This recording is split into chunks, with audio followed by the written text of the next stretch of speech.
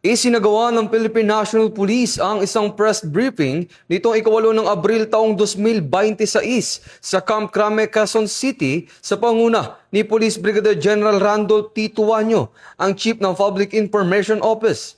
Tinalakay sa briefing ang mga pinakawaling operasyon ng kapulisan, kabilang ang insidente ng holdapan sa Road 10 Tondo, Maynila, ang ulat ng Safer Metro Manila accomplishments at ang matagumpay na entrapment operation laban sa isang investment scam sa Santa Rosa, Laguna. Ibinahagi rin ang mga hakbang ng PNP kaugnay sa hoarding at iligal na imbakan ng petroleum products.